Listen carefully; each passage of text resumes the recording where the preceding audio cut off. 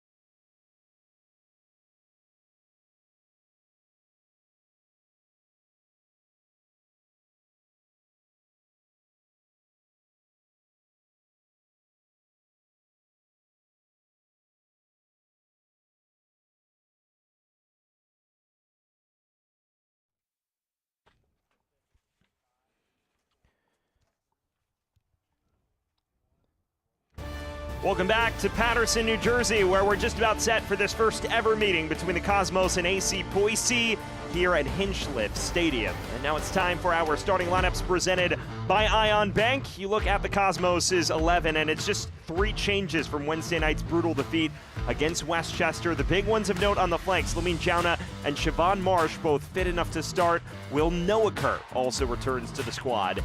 at right back. And then on the opposite end of things for AC Boise, it is just one change from the victory over Portland Hearts of Pine. That comes on the front line. Blake Bodley makes his first start in a couple months in place of Dennis Kostishin, who is on the bench this evening. The same back three and wing backs as per usual under Nate Miller.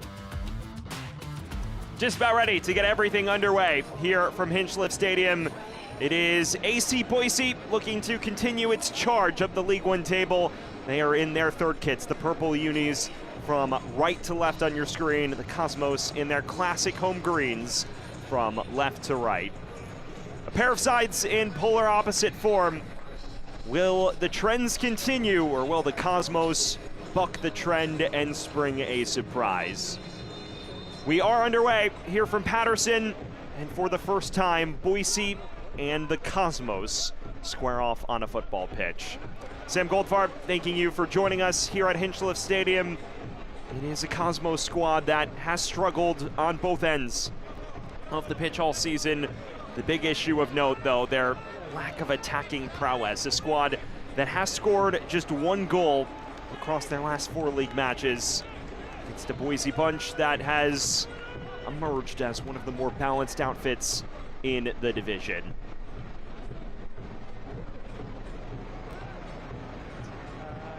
Talking to Davide Corti in the interim between Wednesday night's 3-0 defeat at Westchester and tonight, he spoke about how frustrating that fixture was.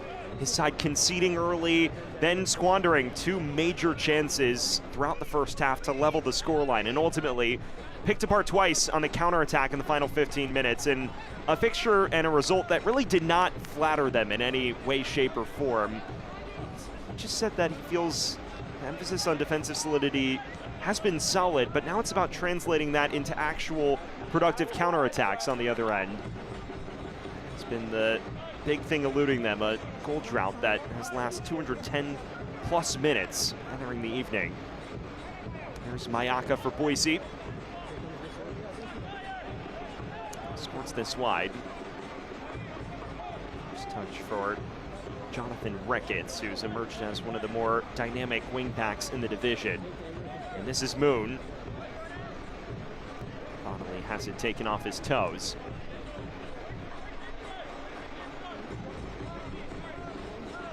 On the opposite end of things, it is a Boise side that, as we spotlighted off the top, 4 wins in the last 5 across all comps.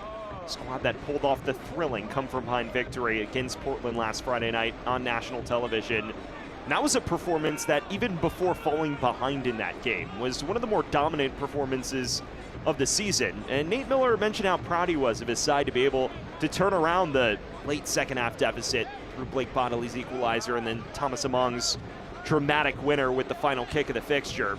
He said that there have been so many fixtures this year where they've been on the front foot and haven't been able to puncture teams and claim all 3 points. And last Friday night represented a major step forward in that regard. Despite the fact that the fixture looked like it was swinging against them, they found a way and even overcame late refereeing controversy with a Among tally that was wrongfully disallowed, where they finally found that winner.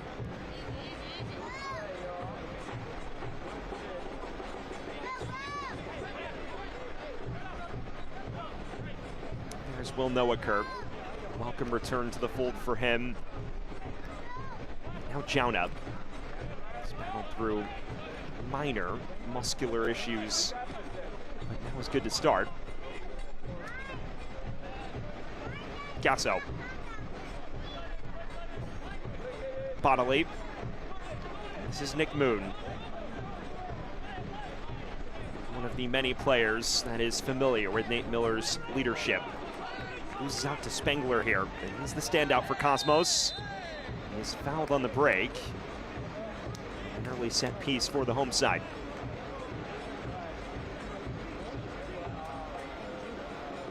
He is the dynamo, Ajmer Spengler, top 10 in the league in goals, assists, and chances created. And you see why. On the break, in the open fields when he's most dangerous, Nick Moon just comes from behind and catches him as he's looking to navigate through traffic. He is the head of the snake of sorts for this Cosmos bunch. 25 years old, it seems he has a very promising career ahead of him.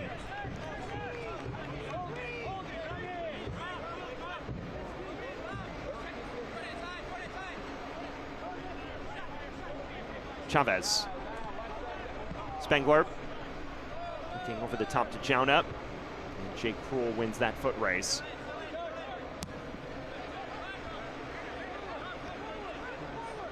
Moshaban in tremendous form of late. This is Ricketts.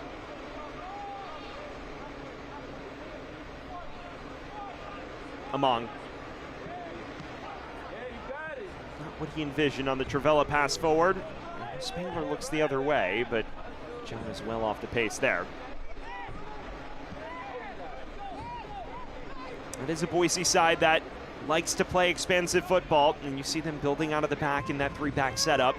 Nate Miller's mentioned, though, when they go away from home, there's had to be alterations to the approach because of the many variables at play, different playing surfaces, different pitch dimensions as well. And a couple weeks ago, at Westchester, they played one of their more defense-oriented matches of the year, 1-1-0 in a professional showing. Said in this fixture they hope to be a little more on the front foot than that, but they will take fewer risks in the build-out and not leave themselves as exposed to the counter. This is Ricketts pushing forward. Cross deflected away at the source.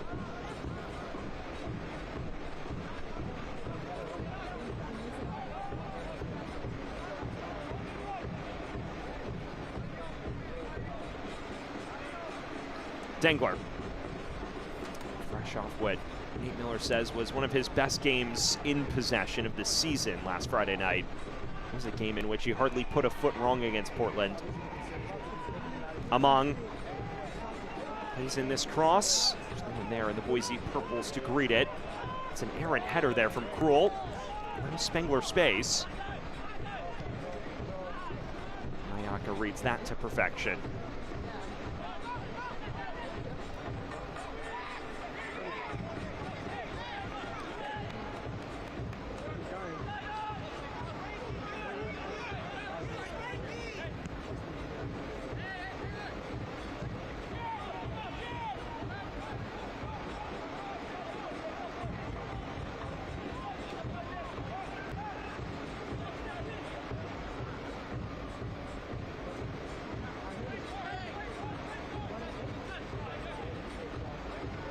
Spengler, cleverly done. Lukovic left it dangling. Not quite on the same wavelength as Tumi Moshaban on that occasion.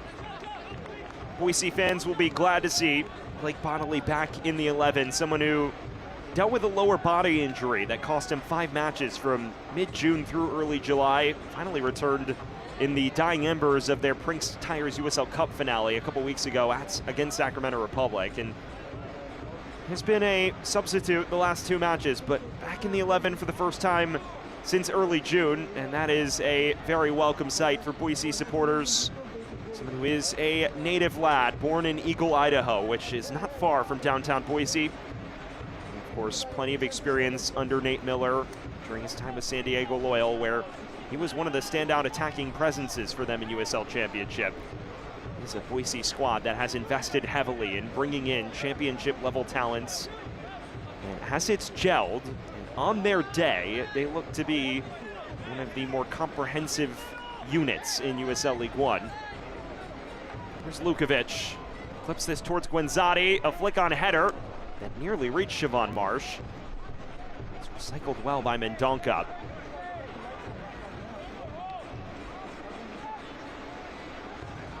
Spengler walks it into the mix, just chest it back to the goalkeeper Jonathan Cleaver. Was some goalkeeping controversy early in the season for Nate Miller's side.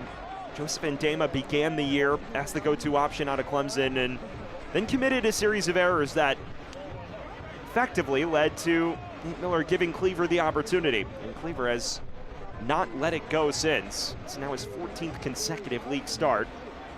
Someone who currently ranks in the top 3 in the league in clean sheets with 5. While he's still gone through his growing pains, Nate Miller's been satisfied enough with his displays, especially recently. Back-to-back league clean sheets entering the night's festivities.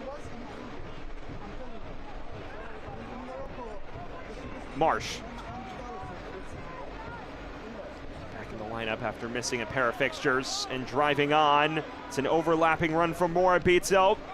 And Dangler's there to cut out the cross.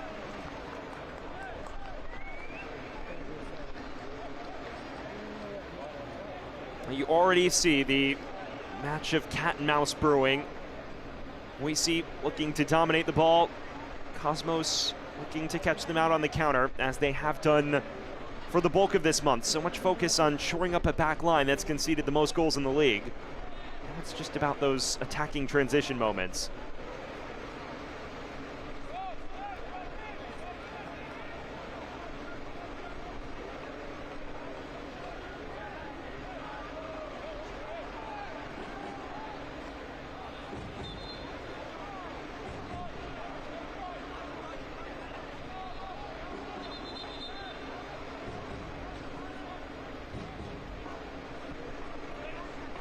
For those of you just joining us, we welcome you into Hinchliffe Stadium in Paterson, New Jersey. Sam Goldfarb taking you through this first ever battle of expansion clubs between the New York Cosmos and AC Boise.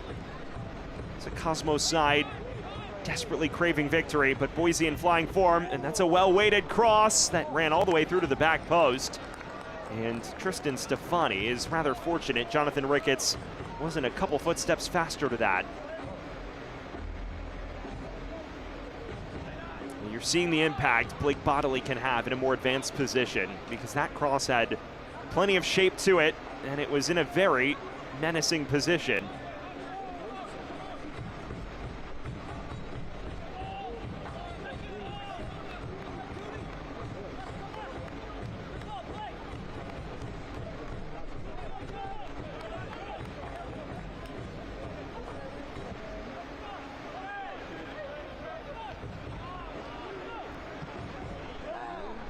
Lukovic, one of the new additions to this Cosmos roster this month.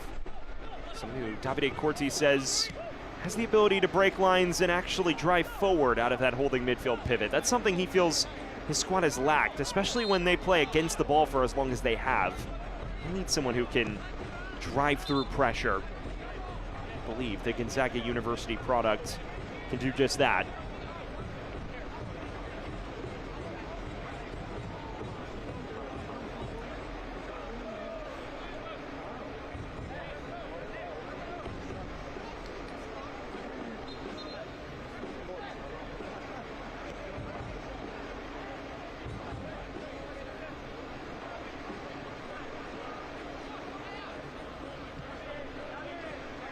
Kroll. There's Moon. Scored in 4 of his last 8 appearances across all competitions. Someone who Nate Miller feels is at his best in that left wing back position. It's a big part of the reason they push Bodley further forward. On the subject, here is Blake Bodley. Linking up with Moon. It's a low cross in. Chavez gets there. Mayaka runs it down though. Kroll. Moon once more. Pass Jauna. This cross with more menace to it. Anderson Holt there is first though.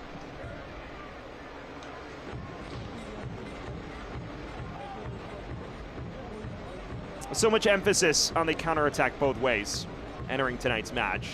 Of course, the Cosmos, they feel that's their primary avenue for goals, and it is a Cosmos side that has been starved of them lately. Just 17 league goals across their first 16 matches. That is a number that ranks joint 14th of 17 teams in the league. Meanwhile, AC Boise, for all of their possessional dominance, sometimes they've shown vulnerability on the break. And they understand that they cannot take a Cosmos side likely that will prioritize absorbing pressure and countering. People are saying that any road fixture is difficult, and we cannot afford to take anyone for granted. This fixture with a clearly constructed game model and an attempt to dominate the game without leaving themselves exposed.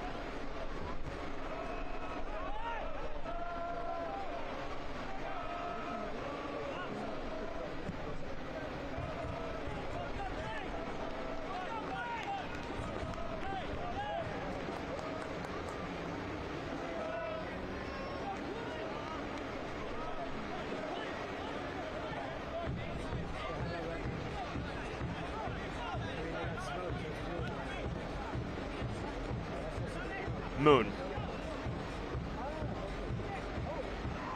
Pass Noaker, and upended. The lead referee, though, says it was one clean leap. Here's Noaker once more. Looks for Chauna, sprinting in behind. Held up his run, too soon for Cosmos' liking on that occasion.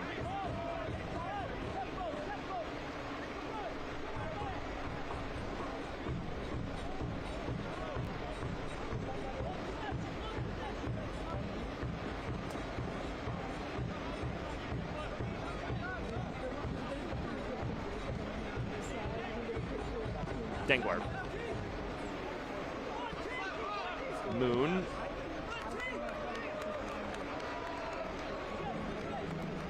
Well, fans, watch the USL on ESPN2 August 1st for a championship battle of powerhouse teams from the Eastern Conference. First place Tampa Bay Rowdies aim to keep the top spot with a win over the reigning Players' Shield winners Louisville City FC. Saturday, August 1st at 8 p.m. Eastern on ESPN2.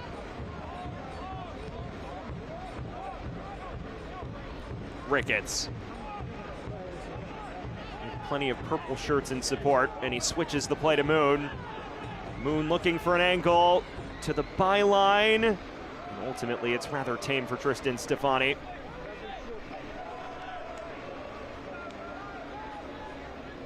You have to figure that the 23-year-old Fordham product Stefani will be under it for large spells, and it's just a question of how he handles the chances that come his way. He's a big body, Tristan Stefani. Someone who has all the raw tools to be a successful goalkeeper at 6'4". Question is, can he translate that to consistent success? Someone who posts just a 50% save rate, but his last few matches, even the Westchester match, Davide Corti has felt positively about his performances. Potential's been on full display, especially in that Prince Tires USL Cup finale at Portland Hearts of Pine, in which he saved 7 of the 8 shots he faced.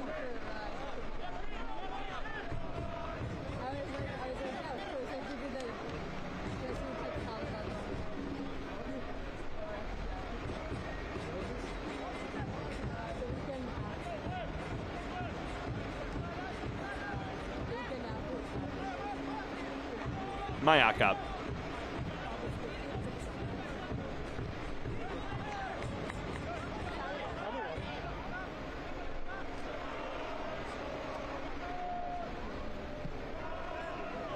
Moon. A very involved presence in the build early on. This is Casso. Just surrounded by green shirts. Jauna charging forward for New York. Going to turn away from Krul and instead gets himself boxed into a corner.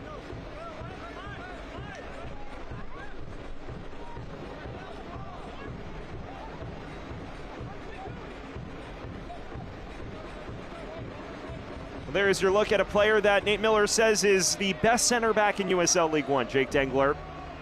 Says it's not just his ability to lock up shop in the box without the ball and command the heart of his back three. It's also his ability to progress the ball. He says that of all of the center backs he's worked with, regardless of level, be it his time in MLS with Real Salt Lake or his time in USL Championship, he feels Jake Dengler is one of the best distributors of the ball from center back he's ever worked with. And that's high praise for a 27-year-old who he feels is now hitting the next step of his decorated USL League One career. Krul sprays this long. Here's Jonathan Ricketts.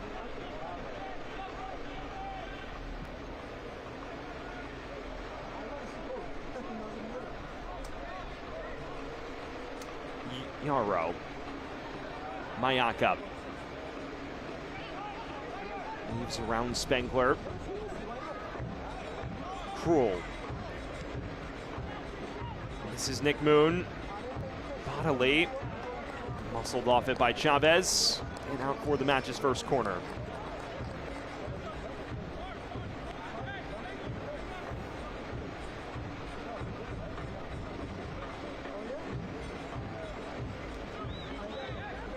There's a Boise side that has scored 3 of its 25 league goals from set pieces. Not necessarily a squad known for its corner kick prowess. It is one with size, especially across the back in the form of Dangler and Kroll. It's Dominic Gasso who stands over it. Marks it in with in-swing. It's flicked along, just wide. Jonathan Ricketts got his head to it first, and it took a deflection out for another corner. That is a routine that Davide Corti will be less than pleased with. Ricketts unattended for a free header.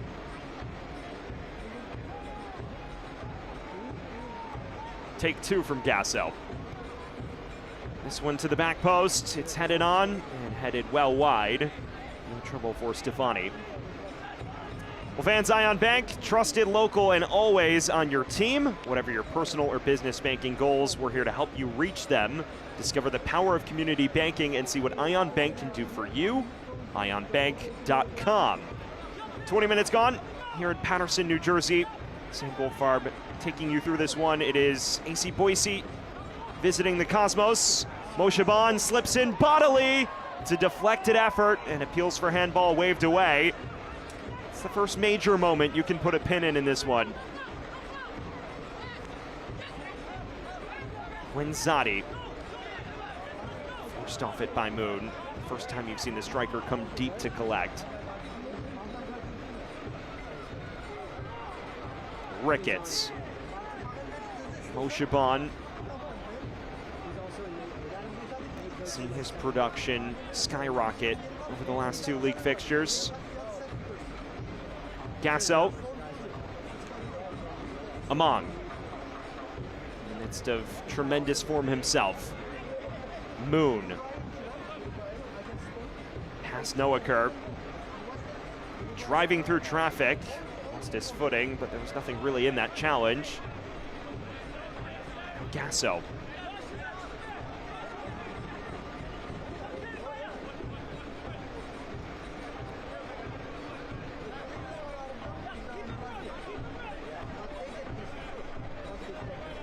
It is a composed, dominant performance. Now you're just looking for the cutting edge if you're Nate Miller. So many numbers behind the ball.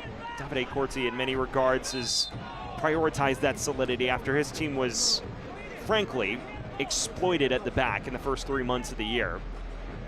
Managed to lock up shop well, as you see Jauna here trying to wrestle his way free from Moon, and ultimately Moon penalized for that tackle. It is a Cosmos side, though, that has, with the exception of the Westchester match Wednesday, managed decently defensively. Back-to-back home fixtures in which they've kept clean sheets. They have yet to turn that defensive solidity into any proven counterattacks of note, and the goal drought has now eclipsed 230 minutes across league play. And Mayaka snatches this back upfield. Siobhan Marsh is in for the match's first yellow card. So the League One veteran who joined the club earlier in the month, given his first caution. Just loses the ball here and then tugs Mayaka down from behind. It's pretty textbook booking. You don't see him argue much when it's brandished his way either. He's the only player to score in the month of July in league play. In fact, he's the only player to score, period. Scored both of their goals across all comps. Someone who runs in behind well, according to Davide Corti, and he's looking for his wingers to be a little more proactive about running without the ball instead of looking for the ball to come to feet. Siobhan Marsh is the textbook example in that regard. Now they must deal with this set piece. It is Gasso. Plays it into the quarter of uncertainty. Donka runs it down.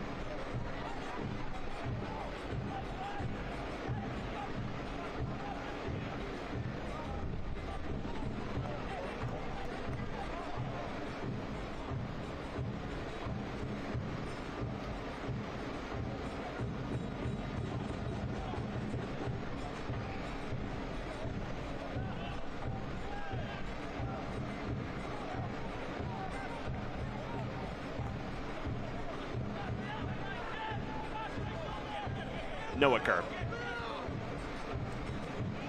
Jauna It's a clever touch to Spangler, who slips in Sebastian Guinzotti. The first touches of the night for the 35-year-old. Jauna. Spangler in the pocket, and this is where he does damage. Spangler with space to shoot. Takes an awkward deflection, but Jonathan Cleaver reads it the entire way. And he passes his first test with flying colors. It's not a bad chance here. You see Spangler ride the challenge of Moon. It's just an awkward deflection. Could have gone anywhere. To Cleaver's credit, doesn't over-anticipate and just reads it to pounce on it relatively comfortably. There is the sign of the trouble they can offer if Boise overextends themselves. That's the risk that Nate Miller has talked about all week leading up to this. Of course, his side has had a full 8 nights to prepare for this ahead of a stretch where they play 3 games in the next 8 days. Nate Miller's mentioned he's challenged his side to make this a 9-point week. He feels that the extra rotation on the front 3 by moving bodily forward affords them the fresh legs there to make a difference. Here's Mayaka, the engine in midfield. Mo Shaban. It's still Tumi Mo Shaban, who clips it towards Moon, headed across the face, and not enough venom on it. They have been sailing wide anyways. Just see the trouble they can pose with the fluidity of this formation, though. Front 3 moves relatively seamlessly. Even Thomas Among, the listed number 9, is not shy about taking up a wide position or making a run in the channels. And this is textbook Nate Miller ball. You see Mo Shaban pick this up wide, then cut inside, and it's winger to wingback situation. With Moon in the right position, he just doesn't head it properly. Here's tremendous link up the other way. It requires a defensive intervention the other direction.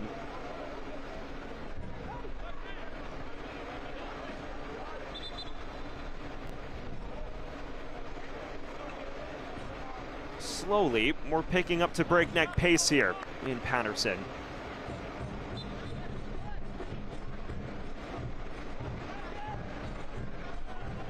We're taken short.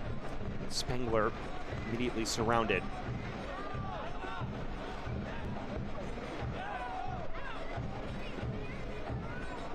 It's an errant back pass. Mendonca runs into trouble.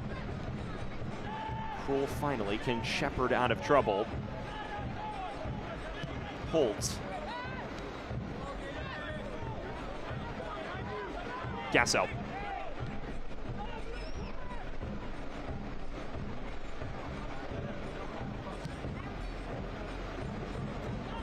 Shaban chasing after this now.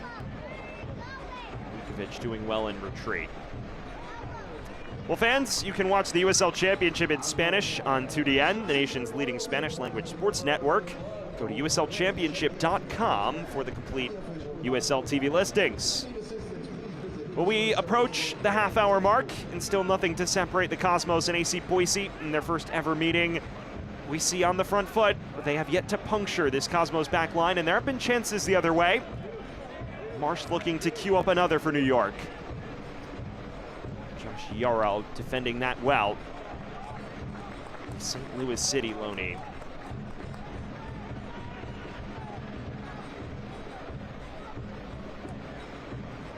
Lukovic.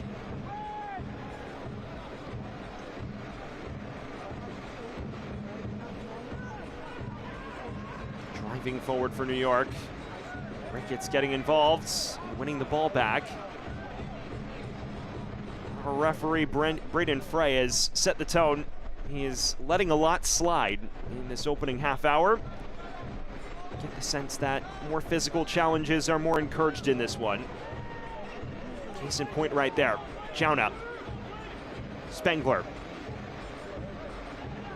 Lukovic from distance. Always wide, and Cleaver had it covered. First shot in Cosmos colors, though, for Frankie Lukovic, and it's not a bad one. He steps onto this, puts his laces through it. It's dipping with plenty of venom. Just was always going wide.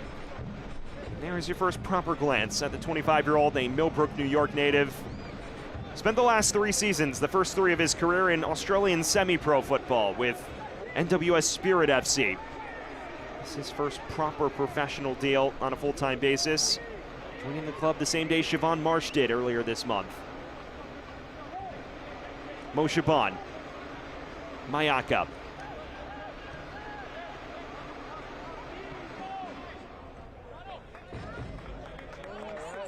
Dengler. Drops this into the path of Moon and does so effectively. Cruel.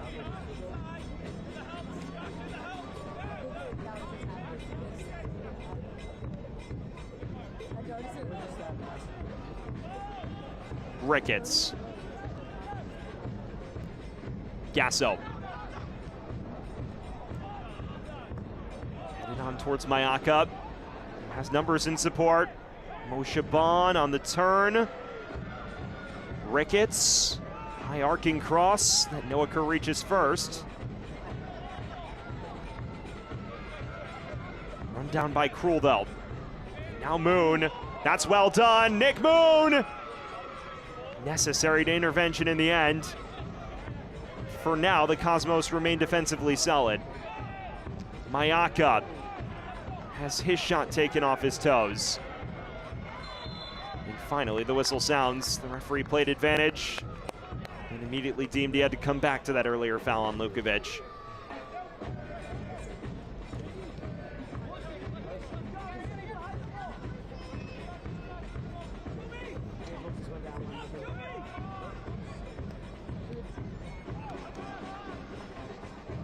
Mayaka. We've hit the 30-minute threshold. Still one-way traffic. Cosmos have kept Boise honest, though. And it's a common approach against Nate Miller-led teams. Opponents parking it in, forcing them to play in tight spaces. The odd thing about this Boise side, though, is they're pretty effective at breaking down low blocks, which, especially for a first-year expansion club that is so ball-dominant, that's a rare occurrence in this league. It's a squad that occasionally hasn't taken the sheer degree of chances they've created, and that's been a common thorn in Nate Miller's side, but the chance creation has always been there. Already tonight, you've seen moments where they've put themselves in threatening spots. Tristan Stefani's had a fair bit to weather. Well, fans, William Patterson University is proud to be the official university partner of the New York Cosmos. We're a powerhouse in business education and the #1 producer of MBAs in New Jersey. Explore our wide range of undergraduate and graduate programs at wpunj.edu. Wenzati.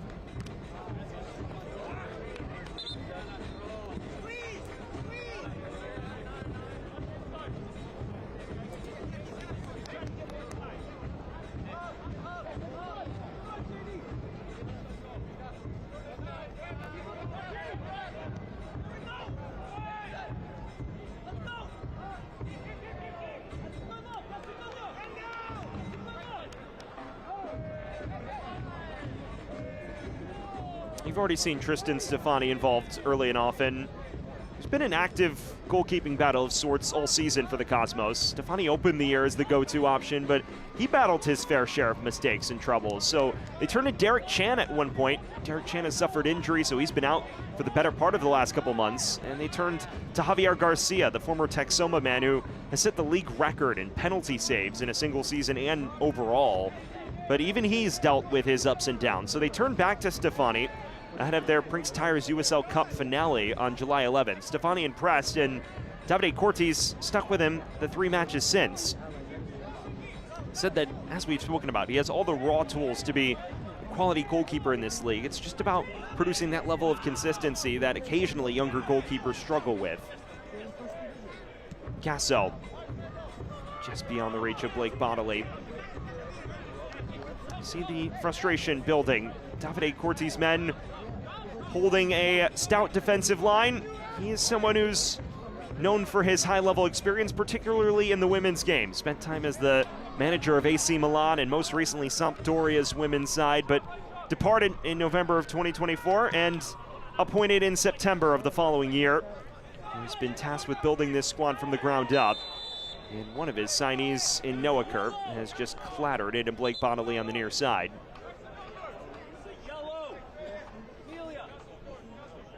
I'm talking to Davide Corti. There was some frustration early in the season. This was a squad that, at the beginning of the year, Median age at 23 years old, as you see the foul on Bodily once more from Noah Kerr. Nate Miller incensed on the touchline. Spoken about how in season they've made numerous moves to bring in more experienced players, the likes of Lamine Jonas, Siobhan Marsh, Frankie Lukovic, to add a layer of maturity to this group. Defensively, you've seen them reap the rewards for that. Nate Miller, meanwhile, has constructed this roster carefully from the ground up for AC Boise. He's known for his very clearly identifiable, ball-oriented style of play. Someone who's starting to produce results once more. Wherever he's gone, his sides have won. San Diego Loyal, one of the better sides in the West when he managed them. As this set piece comes in with in-swing and is collected by Tristan Stefani. When you talk to him, he's talked about, though, having to alter it based on context. Against more ball-dominant sides away from home, he's told his side to prioritize their defensive solidity and become a clean sheet team of sorts. Says that we have to win more games 1-0 on the road. At home, though, this is one of the sides that plays some of the most attractive and aesthetically pleasing football in the league. He's brought in so many players with previous experience under his leadership, likes of Mo Shaban, Thomas Among, and Blake Bodily, and a few others who were his disciples at San Diego Loyal. Is another free kick on the way for Boise. It is another chance for them to crowd the penalty area with purple shirts.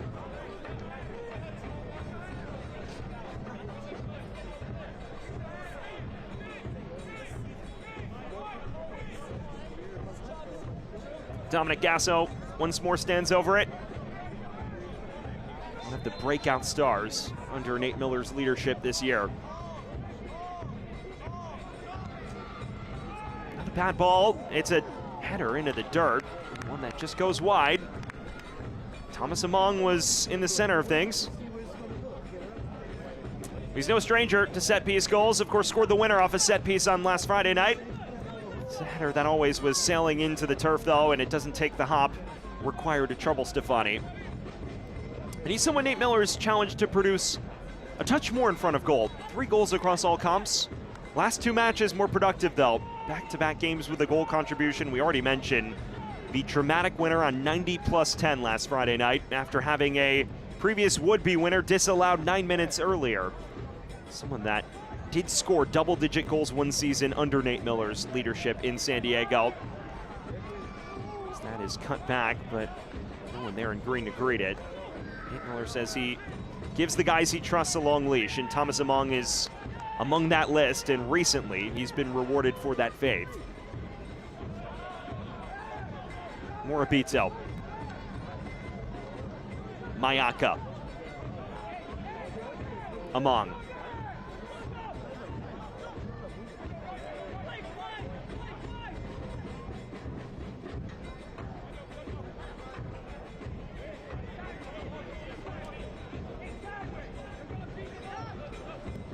Cruel. Never shy about joining the attack is Jake Cruel. He's a shape that can quickly become asymmetrical when Cruel ventures forward. Yarrow and Dengler like to stay at home a touch more. Both wingbacks, of course, incredibly forward-thinking and expansive.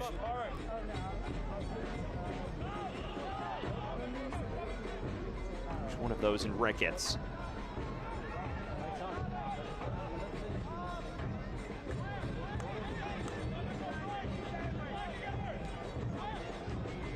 Mayaka.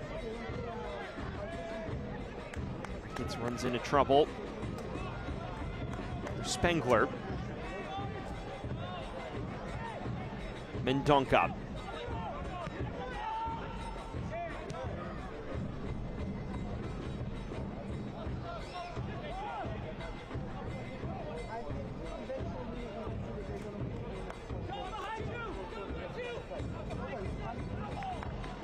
Holt. Plenty of experience under his belt in League One. Last 2 years of his career with Union Omaha.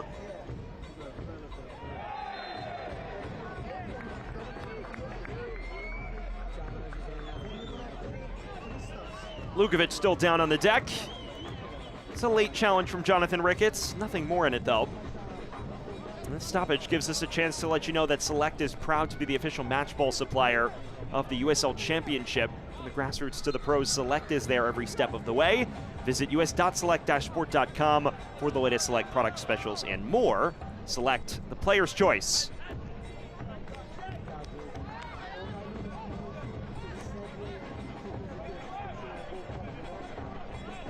Business end of proceedings in this first half. See Boise still asking the questions. They have yet to pose a question that the Cosmos can't answer, though. Gwen Zotti is clipped from behind.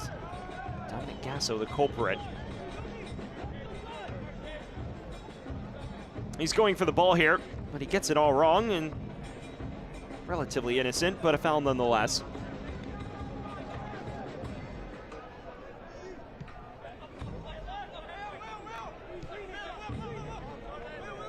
No occur.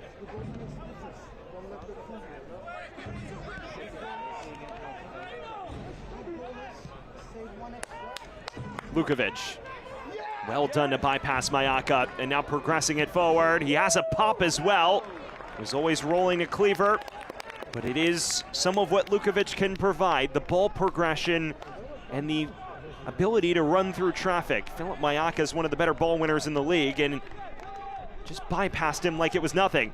From there, just didn't get the final product right, but it's better out of midfield from the Cosmos. Davide Corti has spoken about Frankie Lukovic's ability to receive and play in tight spaces. That was on full display moments ago. Mayaka.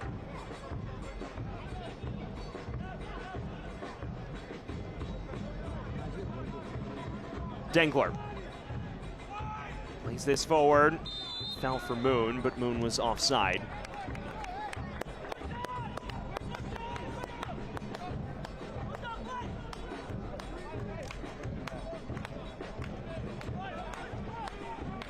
Well, so far so good for this Cosmos back line, and that's a welcome sight. Of course, this is a Cosmos side that has won just one of its last 11 league matches.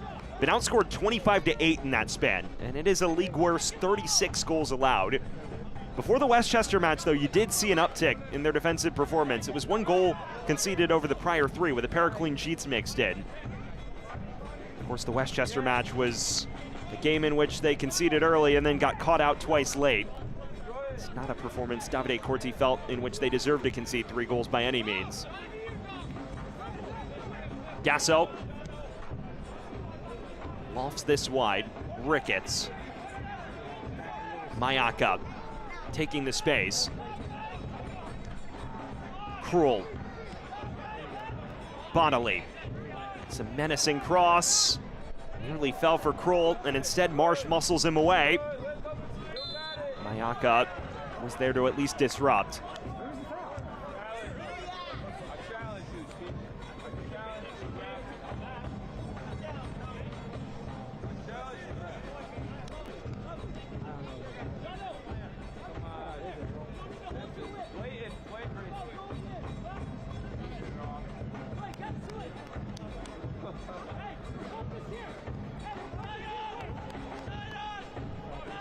Wonder if there's any plot twists on the cards before intermission here.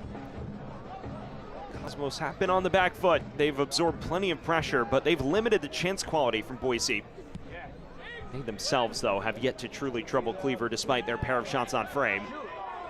Can Jauna and company change that here? Moon away. Immediately Mendonca sliding in.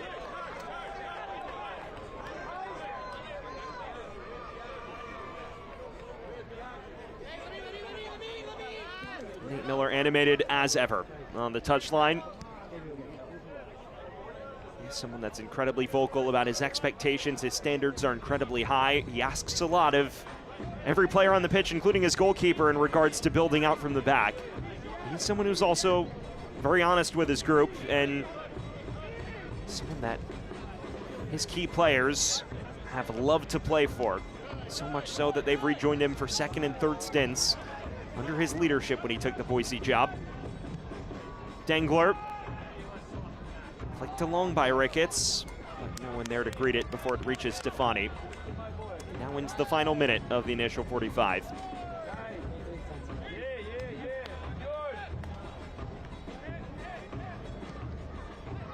Mayaka. Hearing word that there might not be a single added minute of added time. This may be one of the final sojourns forward, and Jauna does well to negotiate around Krul. Inside to Spangler. Guenzati poked away, falls for Marsh! Drags it wide.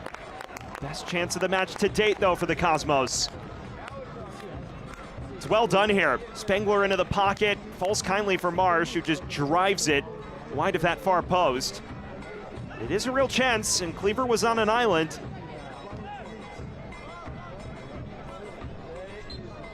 And that will take us in intermission. So nothing to separate these two squads. Boise's been on the front foot, but nothing to show for it in the final third. An obdurate Cosmos display that has been accompanied by a few half chances to raise the eyebrows of the home faithful. Well, at intermission, there is no score in this first ever meeting between New York Cosmos and AC Boise. A eventful first half in which half chances were littered across the opening 45, but very few glaring opportunities for either of these squads. We'll step aside when we return. A look around at USL League One.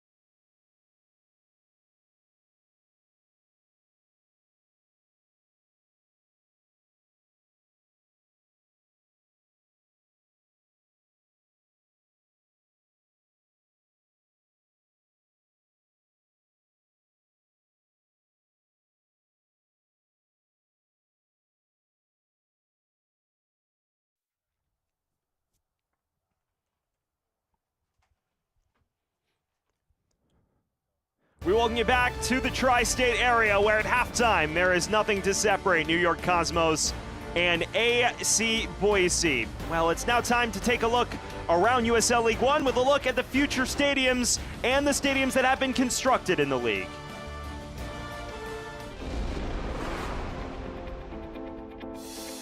They are more than shiny and new. The latest collection of brand new stadiums in USL are a commitment to communities.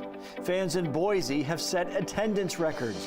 Finishing touches greet the fans in Fort Wayne weekly. In Greenville, Triumph fans are in love with their permanent new home. These projects take time and patience, but nothing gets a community excited like seeing a shovel in the ground. Detroit City of the USL Championship has gone from dreams to renderings to construction. At its recent groundbreaking in Southwest Detroit, Alumni Phi Stadium became a vision for the very near future. We've been incredibly fortunate to create something that's way bigger than us, and that we have the great fortune of being stewards of it. And the stadium represents really an investment in that community an investment in this neighborhood, a tremendous investment in the city, and something that will be around for generations to come. With this stadium, the club is investing in its future and demonstrating a long-term commitment to building a sustainable, community-driven club. I'm excited for what the future holds for Detroit City. I can't wait to be back here for the opening match in 2028. And I want to say congratulations to the fans, supporters, ownership group, and the entire community that made this amazing new home possible. At 15,000 seats, Alumni Fi raises the bar for Detroit City. Soon there will be more groundbreakings and sounds of stadium construction as USL gets closer to the launch of Premier.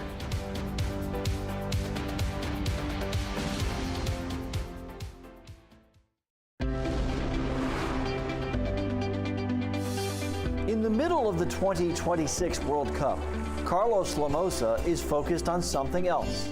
The head coach of San Antonio FC is navigating his club through the midway point of the USL Championship season. But nearly a quarter century ago, the World Cup was Lamosa's dream come true. Well, that was a unique experience for many reasons. First, that was the first World Cup of the century. That was the first time the World Cup happens in 2 different countries. And that was the first time that happens in Asia. The 2002 World Cup is to date the best performance by the U.S. men's national team. A stunning victory over Portugal in the group stage. A shutout of arch rival Mexico in the round of 16, with South Korea's 13-hour time difference to U.S. Eastern Time. Americans had to be creative for live overnight matches. Bars were open at 4 in the morning making breakfast for your matches. Were you aware of all of that at the time? We found out being there in Korea. They show us videos of footage from TV networks, having a watching party 3 in the morning, 4 in the morning. Also for me, I have Colombian news going to my parents' house in Colombia in the middle of the night to do interviews when we were playing live. In 2026, the World Cup includes more than 40 players whose careers were touched by different levels of USL.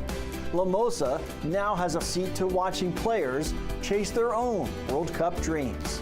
Here from our academy from San Antonio, we have a player representing the U.S. on the U17 qualifier. That's a very important league in the U.S. Soccer Developmental Program.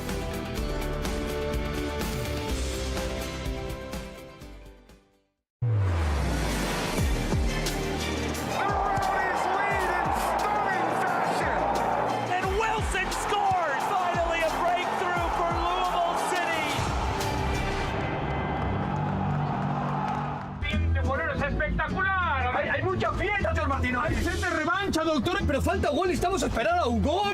¿Hugo Sánchez? Sí, tira para adelante. ¿Qué maneja un futbolista? ¡Llegamos por fin! ¡Ay, bendito sea el chapar, doctor! Hugo, ¿regreso a las canchas? ¿Algún consejo? Sí, confía y cree en ti. ¡Ey! ¡Pasa al norte! A donde me dé la oportunidad, pero listo para dar el paso. ¡Listo, vamos!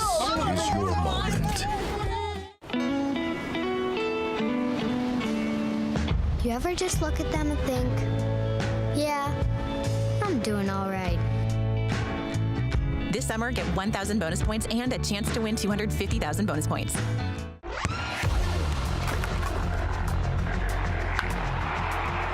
We all have goals. But let's be honest, most of us aren't going to be professional athletes. But if your goal is to finish your degree, we can help. Come to a university that puts your goals first. Bellevue University, your partner in finishing goals.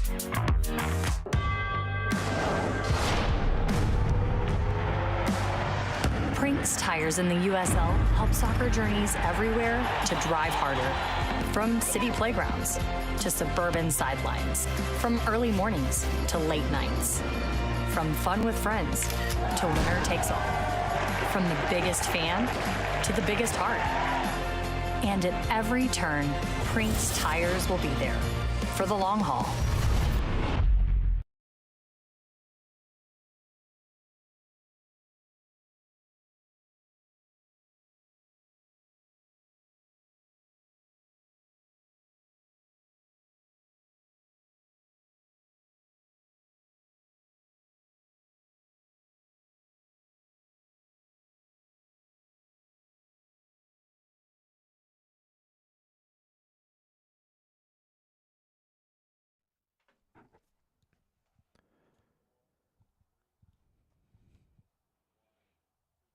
Welcome back to Patterson, where at halftime there is no score in this expansion club showdown between the Cosmos and AC Boise. And now it's time to continue our look around USL League One with our out-of-town scores. A number of standout fixtures. Right now, Charlotte Independence 1-0 to the good over Richmond Kickers. Meanwhile, Madison with a halftime advantage.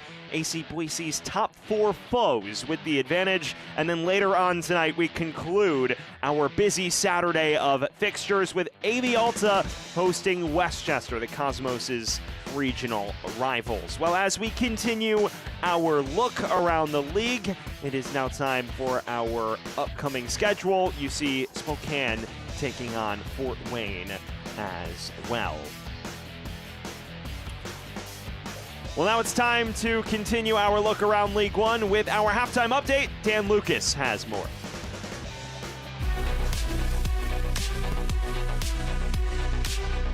It is halftime in League One. We hope you're enjoying the match. I'm Dan Lucas inside the USL studio with a look at the headlines. No club had a better week last week than the Chattanooga Red Wolves, who notched a pair of victories over top 4 teams in League One. It began with a 1-0 victory over AV Alta and finished with a big 4-2 win over Charlotte Independence, ending Charlotte's run of 14 straight matches without a defeat in all competitions. Fort Wayne FC staged a beautiful tribute to the late John Bellio, one of the club's co-founders. Bellio lost his battle with cancer in 2025. To honor Bellio, Fort Wayne will make this night an annual event, with proceeds going to Cancer Services of Northeast Indiana. On the field, Fort Wayne defeated Greenville Triumph 3-0, and a late substitution featured 16-year-old Johnny I. At 16 years, 12 days old, I is the youngest player to see game action for an independent League One club. National Spotlight games in League One and the Championship next Saturday. Tampa Bay Rowdies hosting Louisville City on ESPN2. August 5th, Richmond Kickers hosting New York Cosmos on CBS SN. Then on the 8th, Monterey Bay hosts New Mexico United on CBS SN. This is the USL Halftime Update. Let's get you back out to your match. I'm Brie, and I am Ion. नाम कलीम चान है और मैं ion हूँ. Yo soy Ayan Bank. I'm Tajinder Kaur, ਅਸੀਂ ion bank ਹੁੰਦੇ ਹਾਂ. I'm Taiwan, and I am Ion. اسمي أدمى وأنا آيان. Ja jestem Ion Bank. Eu sou Ion Bank. Ja jestem Ion Bank. I am Ion.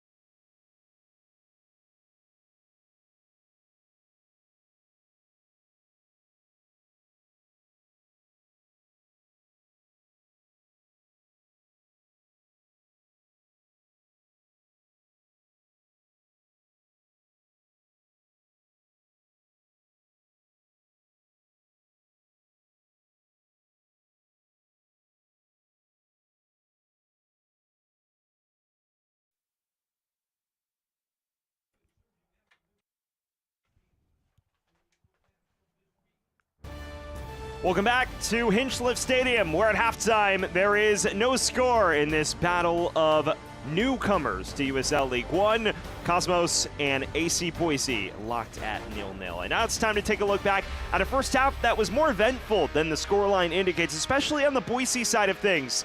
Boise on the front foot early and often. This Blake Bodley cross with plenty of dip and menace across the entire face of goal. Stefani doesn't do well enough with it, and he's very fortunate there's not another player in purple there lingering. But there were moments on the opposite end of things, half chances of sorts for Ashmere Spengler and company. This deflected effort, at least drawing Jonathan Cleaver into action and keeping the Boise back line busy. There were moments where there were possible opportunities for the Cosmos, but ultimately it was just more chances for Boise. This moon header across the face just doesn't dip inside the frame. A good ball there from Moshe Bond to stretch this Cosmos backline that found itself chasing it for large spells. Before halftime, though, this moment did jump out. Ashmere Spengler kick-starting a move that did fall to Siobhan Marsh's feet, and he just drove it wide. And then one further opportunity beyond that. This, though, was their best chance of the match. Gwenzati occupying the center backs, and ultimately Marsh can't put it on target. All in all, though, it is Boise on the front foot. 65% of the ball, more shots than their opposition, but the only 2 shots on frame going the way of the Cosmos. It's an interesting game of cat and mouse so far through this first half of play. And what's not shown here, the XG disparity, Boise 0.53, Cosmos 0.18. So there is an advantage for the visitors, but they have yet to test the goalkeeper Tristan Stefani. Just about ready to get everything back underway. Boise looking to continue their run of winning form. 4 wins in 5 entering the night. They have a chance, if all breaks right, to pave inroads toward the top 4. In fact, if they were to win, they would go above Forward Madison and climb into 4th. Now that assumes all results hold. Meanwhile, the Cosmos right now just looking to make some noise and get back in the win column. It would be a major surprise if they could pull it off. There is a change for the New York Cosmos. Will Noaker is vacating. He's replaced by Michael Chilaka, the new signing who joined New York officially on Thursday. Someone with 2 years of League One experience with Forward Madison. So a welcome back to League One for Michael Chilaka, who did spend the second half of the 25-26 season in his native Israel, the second tier of Israeli football with Maccabi Jaffa FC. He now returns to USL League One, his 3rd consecutive season as a member of the division. So that's the lone change at halftime. Chilaka listed center back for Will Noaker, a fullback. We will see how that affects the shape for New York Cosmos. Now with 3 out-and-out center backs on the pitch, perhaps a shift to a 3 or 5 setup, if that is what Davide Corti desires.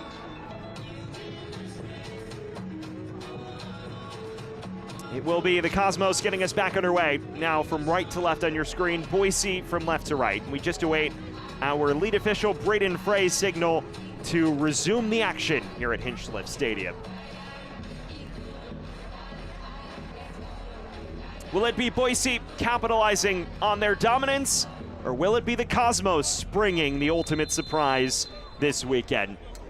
We are back underway here from Paterson, New Jersey.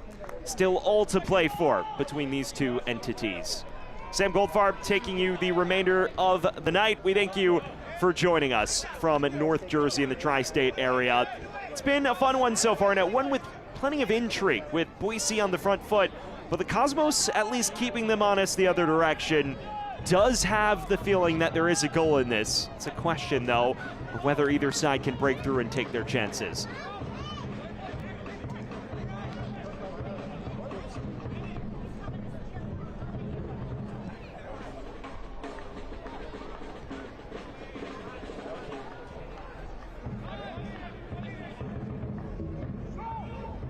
Krull involved going forward as per usual in the first half. He's now playing against his former backline counterpart in Michael Chilaka. The 2 of them paired on the back 3 for large spells at Forward Madison a season ago. Lukovic, one of New York's better chances of the match in that first half. The long-range effort that was wide of Jonathan Cleaver's net. What will be interesting is seeing how the Cosmos try and get their attacking presences more involved. Siobhan Marsh, someone who scored in back-to-back matches before missing Wednesday night's contest with a minor injury, is someone who only had 3 touches of the ball in terms of passes in the first half. just had few chances to run at this Boise back line, and part of that's a byproduct of how long they've spent without the ball, but part of that is an inability to connect the lines that has plagued them all month. In emphasizing their defense, perhaps they've compromised some of their attack. It was a foul given. It appears the whistle sounded against Boise.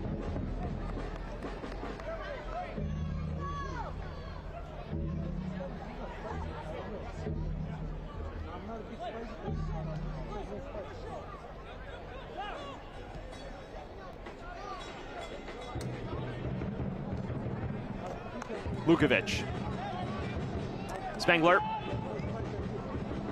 driving this forward towards Siobhan Marsh, who latches onto it but is offside. May have had a 1v1 opportunity beckoning, but Yarrow held the line well.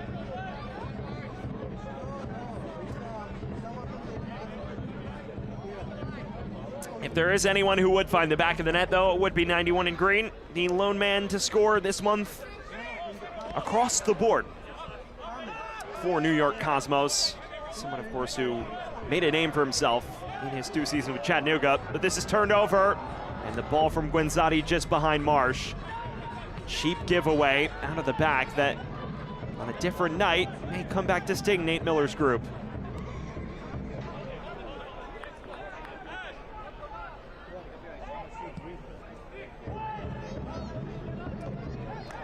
Mayaka.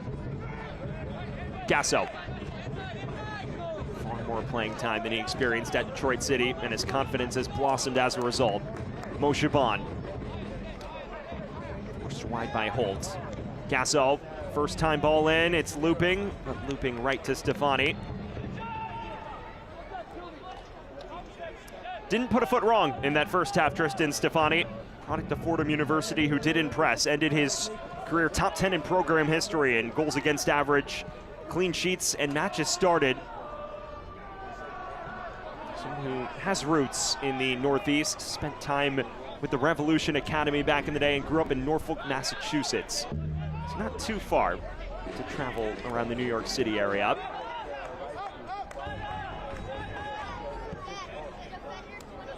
Lukovic. And Mayaka have been engaged in an enticing battle all night. Mendonca.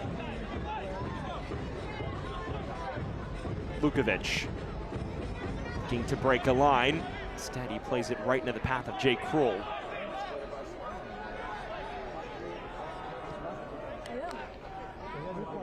In many ways, games like this are an exercise in patience for AC Boise. Is a squad that is used to playing against low blocks, and oddly enough, has experience playing through them. One of the more efficient teams in terms of XG per 75 passes. It's turned over. Now Jauna, the other direction for Cosmos. Lamine Jauna has a pop. Jake Dengler in the way, though. Always seems to position himself properly, Jake Dengler.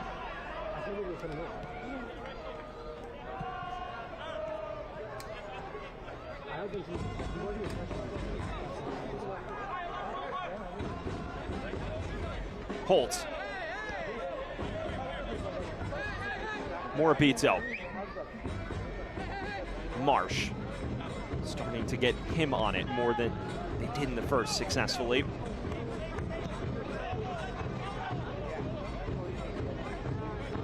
Spengler. Looking direct towards Marsh. Was onside on that occasion, but couldn't take it down out of the sky. There is that touch of directness, though, that Davide Corti has encouraged from his group. Early in the year, with the personnel he had on the flanks, there was a lot of talk about playing the feet. Christian Kofi was the primary player they looked to do that with, just due to his sheer 1v1 prowess. Now in Kofi's absence, someone who's missed now 10 of the last 11 fixtures with nagging injury issues, and with the introductions of the likes of Siobhan Marsh and Lamine Jauna, who are better at running in behind, there's been more emphasis on going direct, and now Boise goes direct, and among down in the area, the referee has pointed to the spot. And a golden opportunity for Boise to open the scoring from 12 yards. Yellow card as well. shown to Jordan Chavez. It's a costly error here. They let Among in behind. It is a blatant penalty. There's not a lot in this, but Chavez is wrong side of Among and shoves him from behind. This is indubitably a spot kick. There's still some concern for Thomas Among, who is still prone on the pitch. As of now, though, it appears Blake Bodley will step up to take it. Someone who's shown of light for AC Boise, and this is the last sight the Boise faithful would like to see. Already dealing with a nagging injury to Luan Brito, their other option at number 9. Thomas Among is someone with arguably the most pedigree in the squad in terms of his success in USL Championship and otherwise.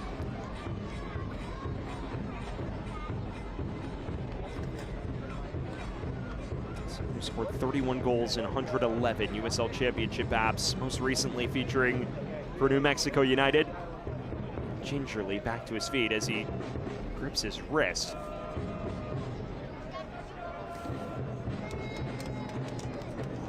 Well, this gives Boise a real chance to open the scoring from 12 yards. Their go-to penalty taker, Luan Brito, not in the squad. So as of now, it seems to be an ongoing debate between Philip Mayaka and Blake Bodley. And it will be the latter who will take this. Native of Eagle, Idaho, the hometown boy looking to buoy Boise in front.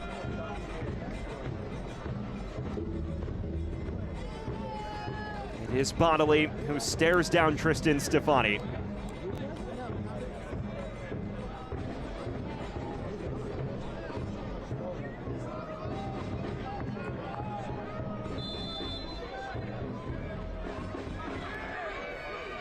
Long run up, and he dispatches. 1-0 to Boise. Bodley making the difference.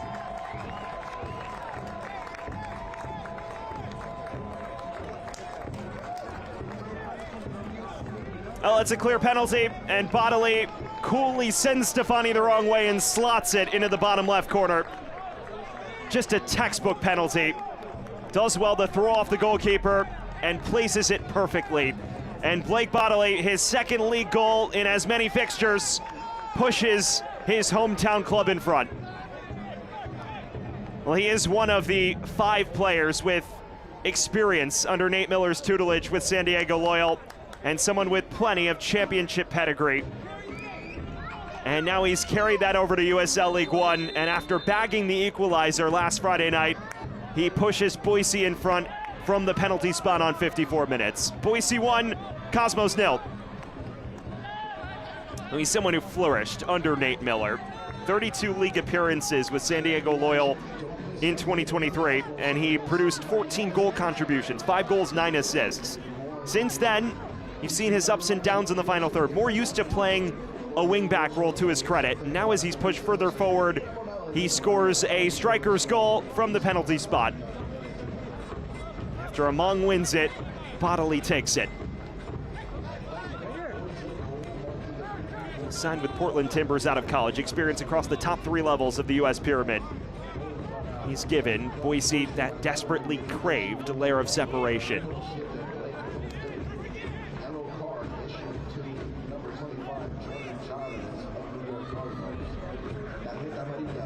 Now you have to wonder what Cosmos' response is, because they've spent so much of this game chasing it and defending in a low block. At a certain point, they'll have to come out of their shell and be more expansive. Problem is, you do that and you face the same fate you experienced against Westchester earlier in the week, when you're leaving yourself susceptible to the counter. So you wonder what they learned on film from that fixture in the midweek and how they can apply it here against a team that is a little more prolific in the final third than Westchester, at least on average.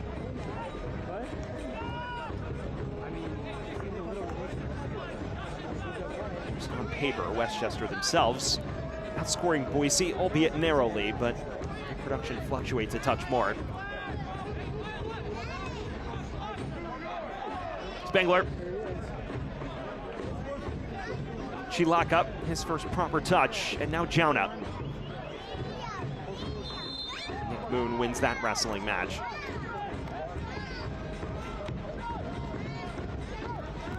Nate Miller's been pretty vocal about being a slightly more defensive-oriented side away from home, especially in positions like this. He said he's not worried about his side's ability to create or score. It is a squad that rarely is blanked in league play. In fact, that has happened just twice all season.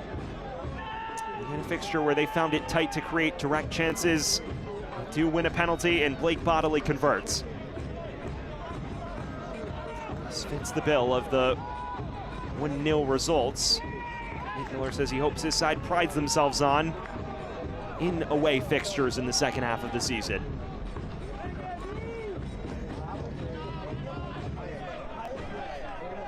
Well, his fortunes have benefited considerably from that well-taken penalty by Blake Bodley, but he's someone who will remain animated until the final whistle sounds. Prides himself on his team's ability to play a very free-flowing, fluid style. He's not very strict about his players' positioning in possession. It's just a question of being defensively sound when they turn it over. And so far tonight, they've towed that balance well. Now Dengler looking long. It's Bodley who falls, and now Among sticking with it. Moshe Ban on a Ricketts across the face. Holt was in the way. And for now, the Cosmos can clear their lines.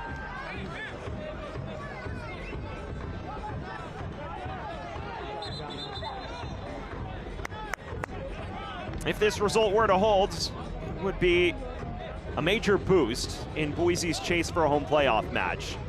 It would power them to 4th in the table. Now granted, multiple teams below them have a match or two in hand on them, and Fort Madison has 3 matches in hand on them. So there's opportunity for some of their top 8 rivals to make up ground. This would be a big result on the road for a squad that has struggled to produce them this year. Ricketts keeps this in play. Moshe Ban is fouled after the fact, to the chagrin of the 18-year-old Massimo Morabito.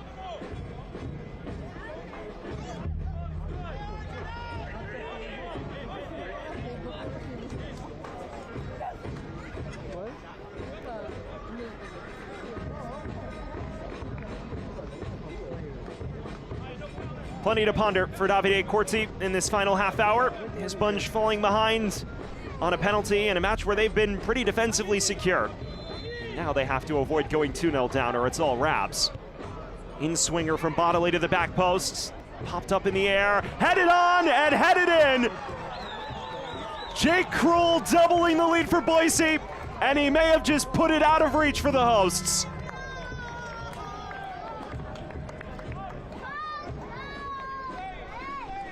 Two goals in 6 minutes, and the Boise buzzsaw is up and running. It just arcs into the quarter of uncertainty, and Krull is first to it.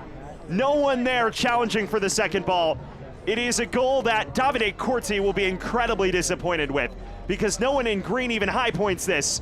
Krull first to it, dispatches, and puts it potentially out of reach for the home side.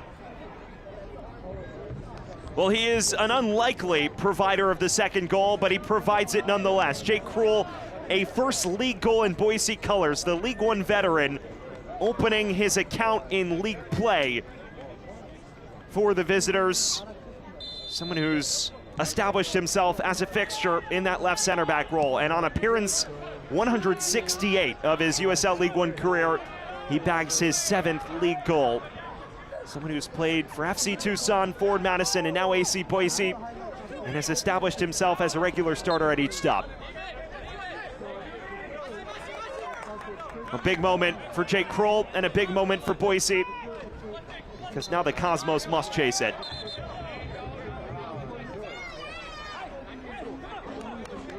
Well, fans, soccer season is here, and SeatGeek is the official ticketing partner of the USL. Get all your USL tickets and more from the #1 ticketing site. SeatGeek, your ticket to great seats. Right now, the fans that have occupied Hinchliffe Stadium maybe thrilled with their seats, but probably not thrilled with the way this match has unfolded. A pair of goals in a 6-minute span, a penalty from Blake Bodley, and then a towering header from Jake Krul, separating Boise and the Cosmos. And as of now, the visitors on their way to claiming a top 4 spot come evening's end. Now Mo Shaban hunts more carnage, shakes off Mendonca. And this could all open up now for the visitors. Moon. Mo Shaban again. Clever touch from Ricketts, but Holt was there to get in the way. Space for Marsh to roam the other direction. And immediately broken up by Gasso.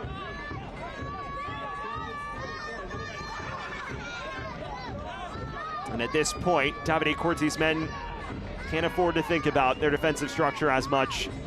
It is about chasing this, and that is where they may leave themselves exposed on the counter. You just wonder what substitutions Coach Corti may have up his sleeve for a situation like this. You have the direct wingers required. And right now, there's still been a disconnect between their attacking trio and the players in behind. Jauna, Guenzati, turns wide. Spengler, drop of the shoulder. Rabito has to chase.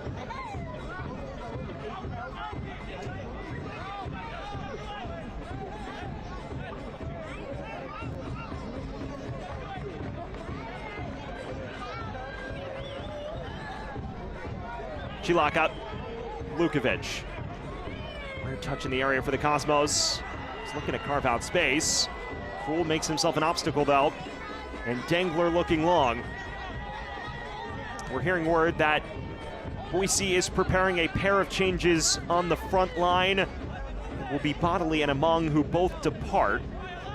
In their stead, we're hearing Dennis Kostashin and Jesus Barea, the new loanee from Real Salt Lake, will replace them. Marsh. Forward ball. That does reach Guenzati in the end. Cross cut out well by Dangler.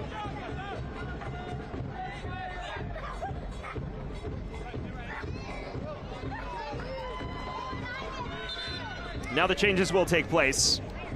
So Jesus Barea reuniting with Nate Miller from his time with Real Salt Lake. He now joins on loan here for the remainder of the 2026 season and debuts. Meanwhile, Dennis Kostashin, someone who's been a mainstay in the 11 for the bulk of the year, making an appearance off the subs bench in place of Thomas Among. That heightened competition on the front line, keeping everyone sharp and keeping everyone performing at their best. So Among out for Barea, Bodley off for Kostashin. Hoping Dennis Kostashin can rediscover his goal-scoring form. No goals or assists in the last 7 matches after a flying start to the year that at one point saw him ranked joint top of the league in goals. Scored just once in league play though since April 18th. A 4-0 drubbing of Westchester in which he scored a brace. As a result, it's opened the door for Among and Bodley to carve out starting roles tonight.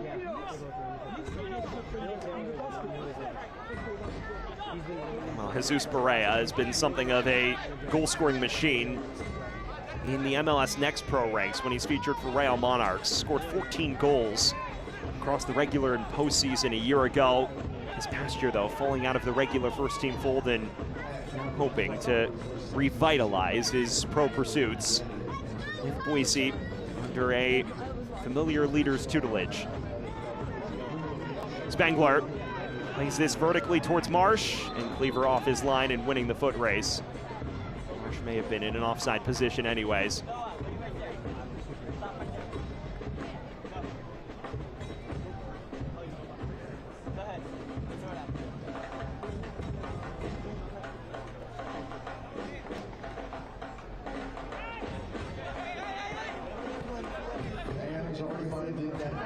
Holt.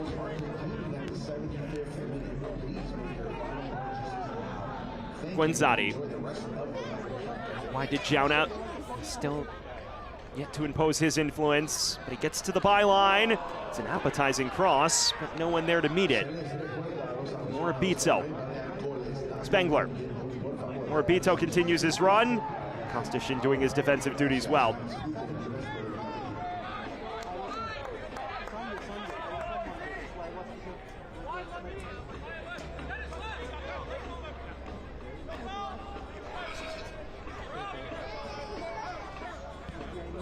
New York is now readying a change as well.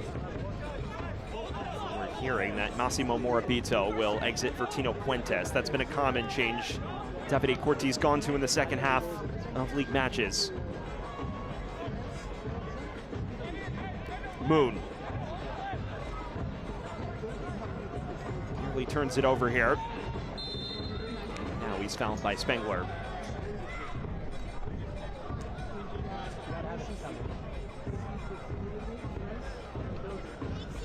Well, the change will take place now, so it is the end of Massimo Morabito's night, and it is a like-for-like change at fullback that is coming reasonably shortly. Haven't waved the subs on just yet. Ricketts. Mayaka. Moshaban. Barea's first touch. Can't pick out Kostishin there. It's turned over to Ricketts. Moshaban slips in behind. Moshaban looking for an angle. Just left it dangling. It was a really good move to bypass two defenders.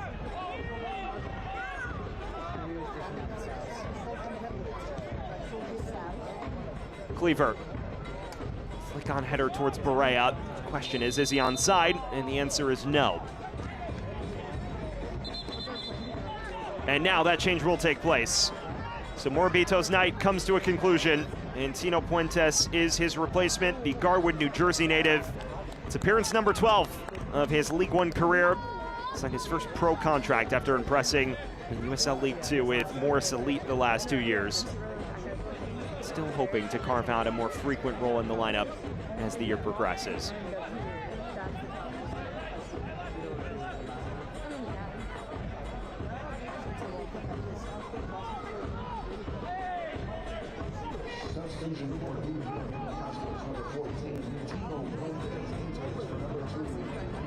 Moshaban. Moon. Fouled by Lukovic. Well, fans, Ion Bank is trusted, local, and always on your team. Whatever your personal or business banking goals, we're here to help you reach them. Discover the power of community banking and see what Ion Bank can do for you. IonBank.com. Final 20 minutes here from Paterson, New Jersey, and in a blank, AC Boise with a 2-0 cushion. Blake Bodley from the penalty spot on 54 minutes, and 6 minutes later, Jake Kroll on a second ball free header, doubling the advantage. And a Boise side that has been the protagonists all evening, rewarded for their dominance as things stand. It would be a 5th win in the last 6 across all competitions on a night where they have been the better across the board.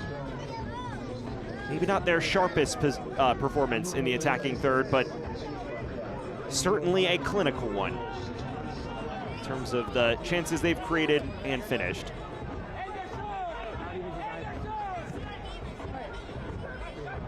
Barea. And now Kostishin. Ricketts.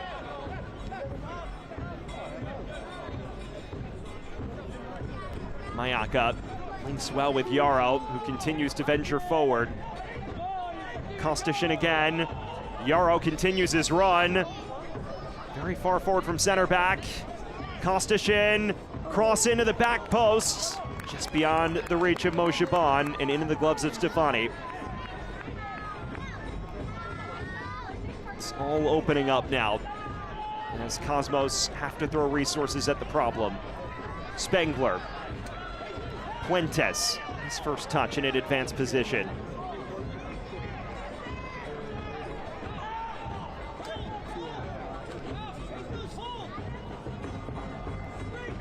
Has been a Cosmos side that has lacked answers at left back tonight. Nestor Cabrera has been the go-to with Morabito on the right, but with Cabrera injured, they've had to resort to Morabito on the left for large spells, and now Puentes filling that void. Been the biggest question mark Davide Corti felt his side would have to address entering the evening.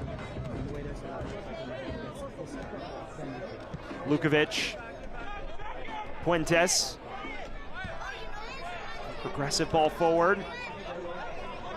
Along to Guenzati.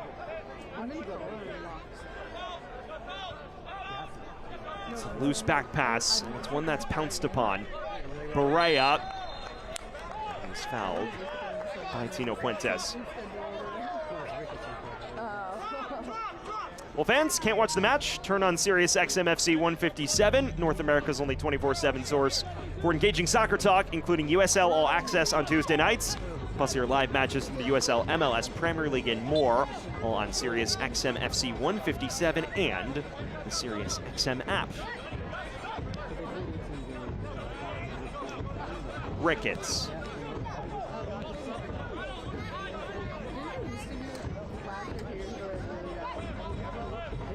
Mayaka. Boise starting to get very comfortable in possession. It was a rare misplaced pass, though, from Mayaka.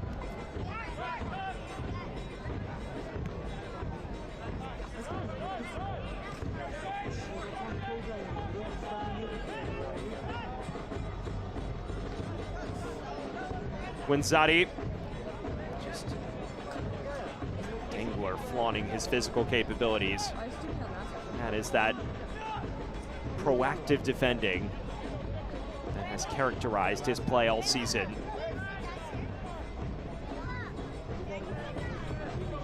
Yarrow. Ricketts. Now so much space for Boise to operate in. Pinged over the top to Moon. Everything is now stretched for the home side.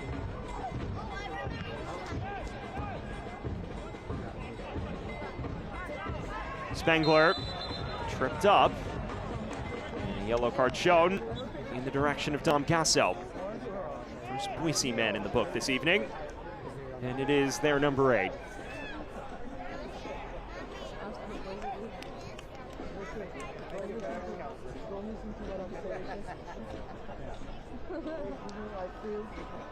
It's a textbook yellow here.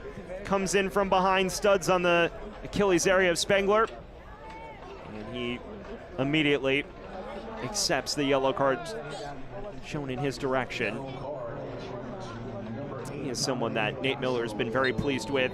Brought in after spending the first 4 seasons of his pro career with Detroit City, and he struggled to carve out a consistent role in the championship. But Nate Miller's spoken about his raw tools, someone who not only can win the ball and cover acres of space every match, but he's also someone who can play a vertical and progressive pass. And as a result, he's worked his way into the regular lineup of late. It's now a 5th consecutive start across all competitions. He showed no signs of forfeiting that starting center midfield role alongside Mayaka. Where's Mo Shaban?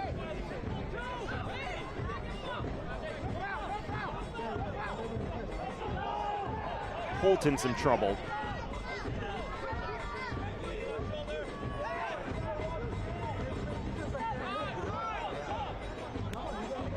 Kostashin. Berea. Spengler.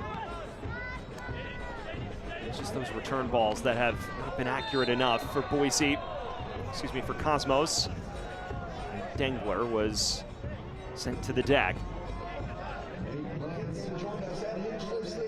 Saturday, August 8th, the Cosmos take on Spokane Boise FC at 7 p.m. in the League One matchup. Secure your seats today by visiting tickets at NYCosmos.com.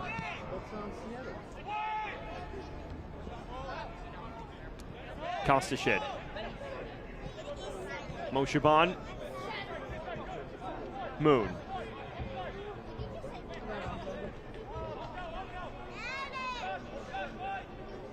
Inside the final quarter of an hour, and barring a Boise collapse, they will cruise to a 5th victory in the last 6.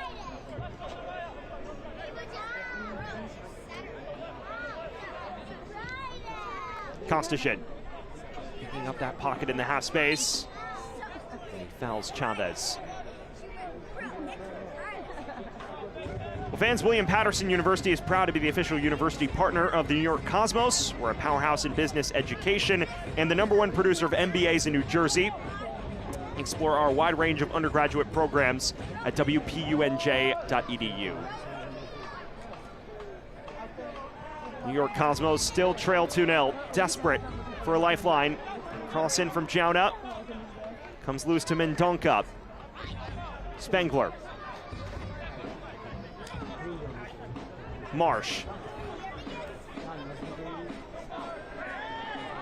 Shoved to the deck by Yarrow. Our referee's unmoved by that challenge, though. Spengler once more. Wide for Chilaka, who joins the attack. Crossing stabbed away to Kostashin. And Mayaka out of danger.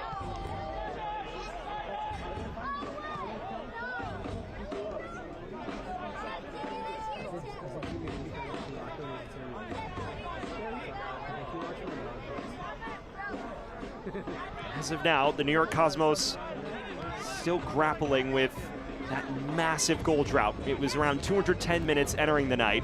We're now inching towards 290.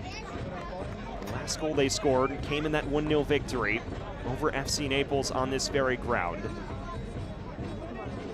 In league play, that is. The last goal they scored overall was on the hour mark in the Prinks Tires USL Cup, and they've not found the back of the net since. And now they make a triple change, or prepare one, in order to combat that. We're hearing Zelenka, Milovanov, and Patrick Bowie are all about to enter the action.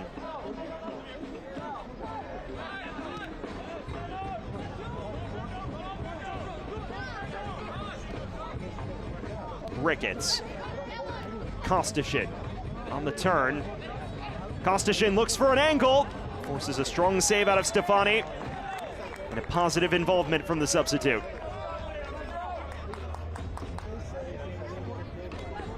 Dennis Kostashin always dangerous when he picks it up in the pockets, and he does that here.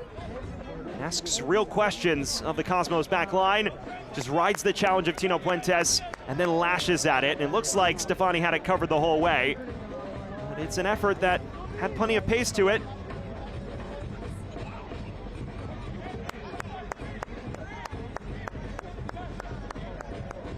So double change for Boise. It is Mo Shaban and Dominic Gasso who make way for Omar Yaya and Charlie Adams. Adams is back amongst the squad and back amongst the rotation after missing the last 4 matches with a lower body injury.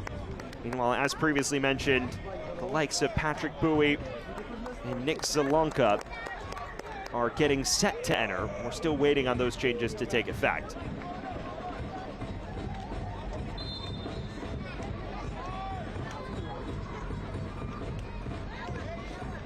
For that, the corner. And it's an outswinger from Adams.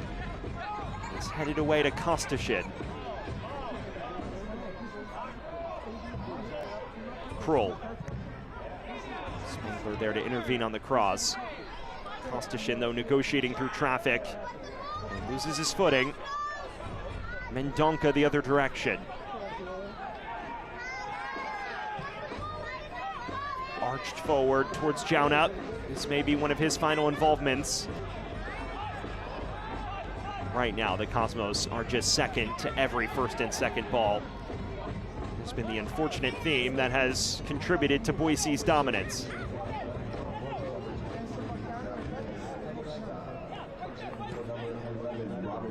So it will be 2. That will come on for the Cosmos. The Patrick Bowie substitution will have to wait. It is Zelenka.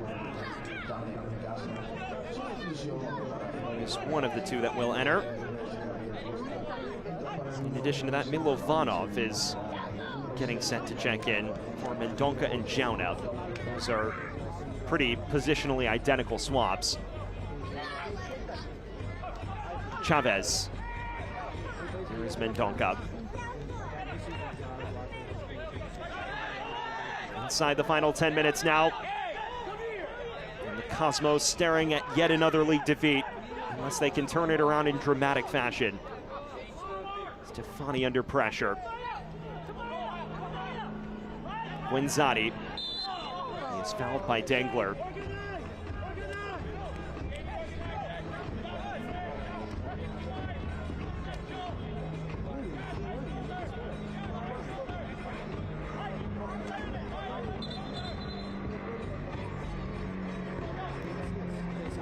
So the 2 changes will take place. It is Justin Milovanov and Nick Zalonka, who enter the fray. Lamin Jauna and Nick Mendonca are the two that make way.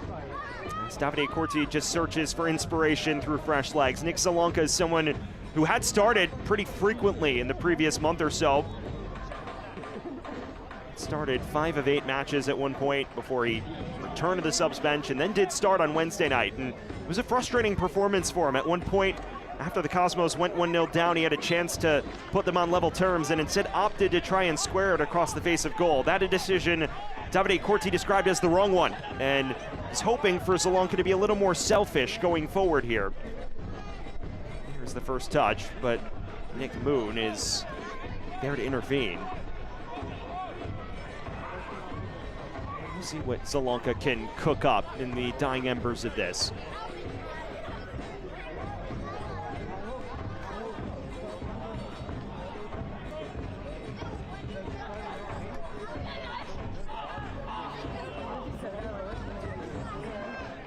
Moon gave it away briefly.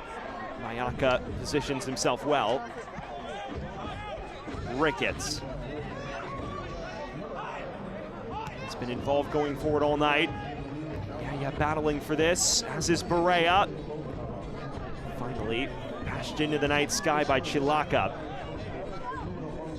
There's Milovanov's first touch. Marquette University product.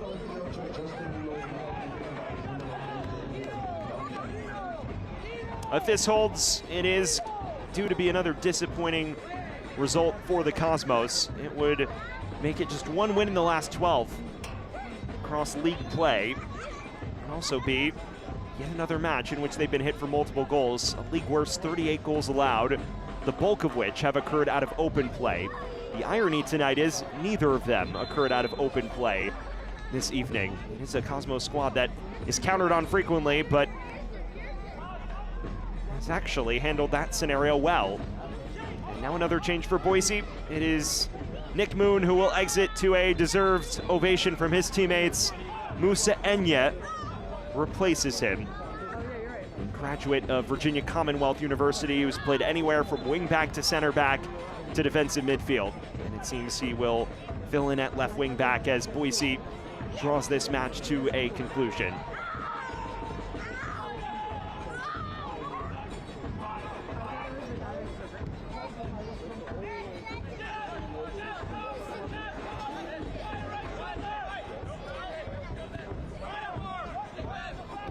Marsh.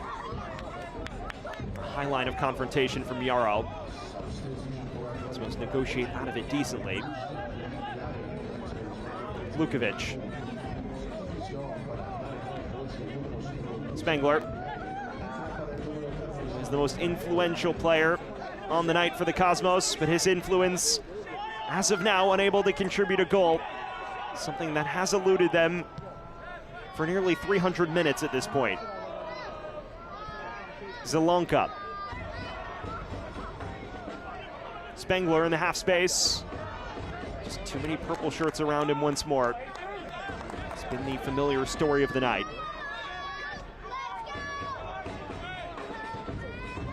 Marsh. Stepping onto it in a more creative role. Chilaka. Marsh once more. Marsh has a crack, took an awkward deflection, sails out of play for a rare Cosmos corner. It is their first of the evening.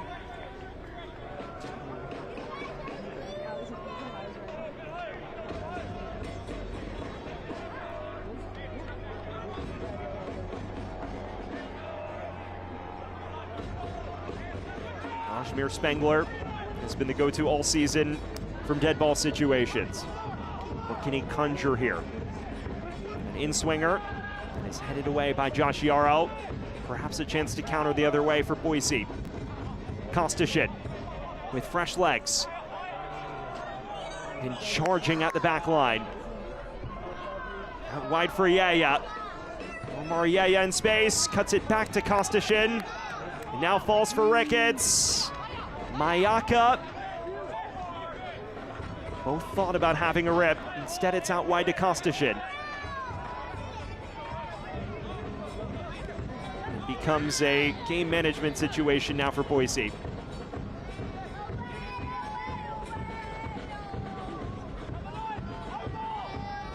Fans watch the USL Championship and League One on CBS Sports and ESPN platforms all season long. Catch live matches and expert analysis every day on the CBS Sports Golazo Network and ESPN+. Go to USLChampionship.com or USLLeague1.com for the complete USL TV listings.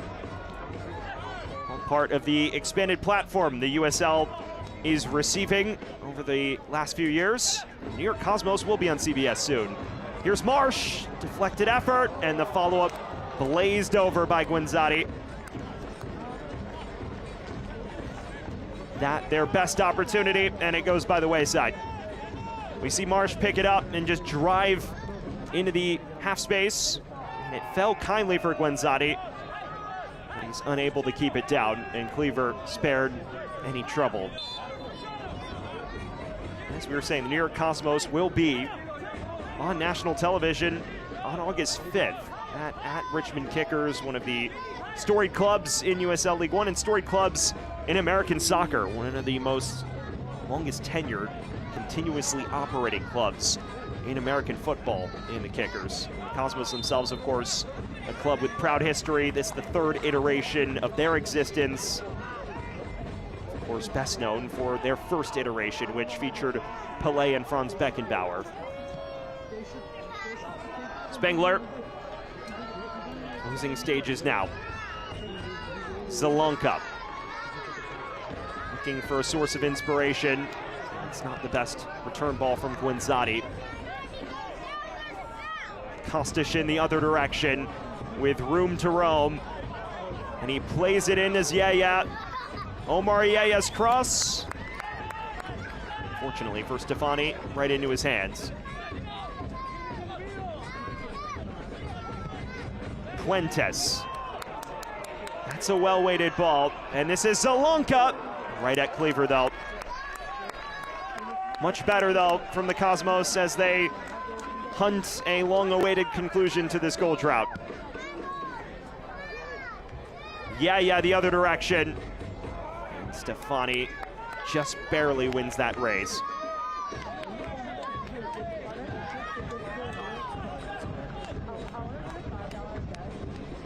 It is a goal drought that has hit now 300 minutes across all competitions for the Cosmos. As we inch towards added time, it will take 2 goals in rapid succession to salvage anything from this. Spengler left without any options. Milovanov. Chilaka.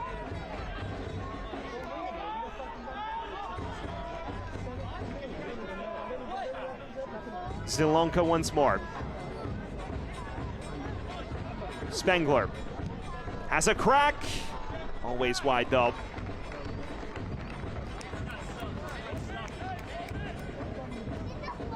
It's not a bad effort from Ajmer Spengler. Certainly audacious, but it's one he doesn't put on frame, and it's one that Cleaver can comfortably watch sail well wide of his near post. And it is now 5 minutes that separate Boise from a 5th win in the last 6 games across all comps. A squad that has now outscored opponents 9-3 in the last 6 games. It's a team that hasn't always taken its chances effectively. It's still performing under its XG for the season, but here tonight they have done so, and they have overperformed their XG for the night by nearly half a goal. Spengler.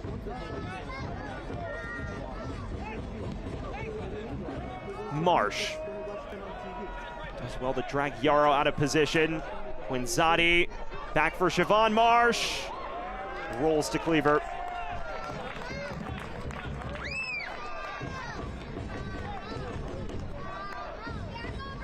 If this holds, it sets the stage well for a midweek road trip for Boise to Greenville. A squad that has to remain on the East Coast before returning home for their 3rd match in an 8-day span next Saturday against Corpus Christi. Nate Miller has challenged his squad to produce a 9-point week. As things stand, they're on their way to achieving 3 of those with little trouble. at the moment in the live table, 4th in USL League One, and Nate Miller's spoken about the importance of finishing in the top 4. Says that we can play to our full potential at home in front of our home fans on a surface we're familiar with.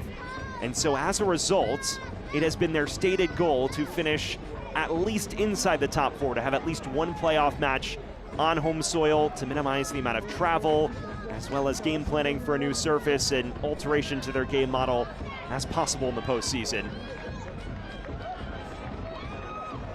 A long way to accomplish that goal, but their performances of late, they look like they're hitting their stride at the right time. Mayaka. Kostashin. Can they end it with an exclamation point? Sends 2 for a ride. And continuing on, yeah. Cruel, one of the 2 goal scorers tonight. Saw that drop moments ago. Now no goals in 304 plus minutes across all competitions for the Cosmos.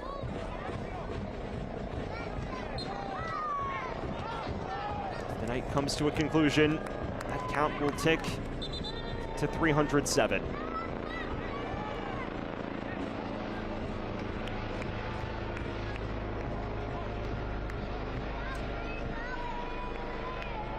Meanwhile, for the Cosmos, they do have a full week, in fact, over a week, to debrief from this one. Their next match is that road fixture on national television at Richmond. And that is a match they would enter feeling they have a chance to win. The Richmond Kickers side that is just 1 spot above them and 1 point above them in the league table at the moment. 2 struggling squads. Chilaka. Final 90 seconds of the added 5. Milovanov. Chavez. Unceremoniously back Boise's way.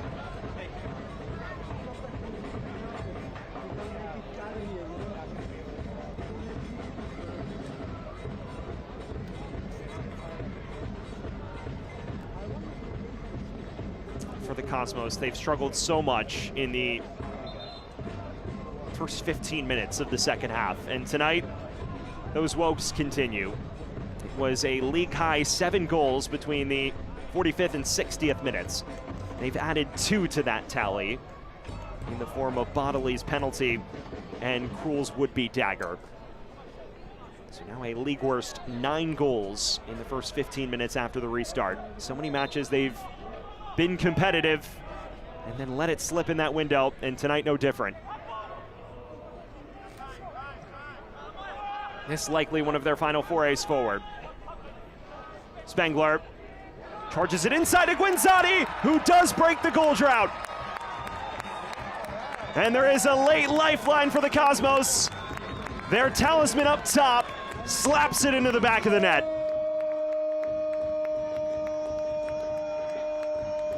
And now the question is there time for one further tally? This is sensational interplay that starts with Frankie Lukovic, and then a 1-2 that slips into the path of Guenzati, and that is a clinical finish from a player with nearly a decade of USL Championship experience. It is a goal of the week contender for its interplay. Unfortunately for the Cosmos, it may have been too little too late. It is goal 5 on the year for Guenzati. And now it's a question of how much time remains. Ricketts.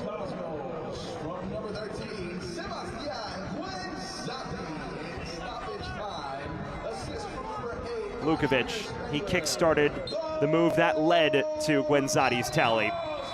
And now the full-time whistle sounds.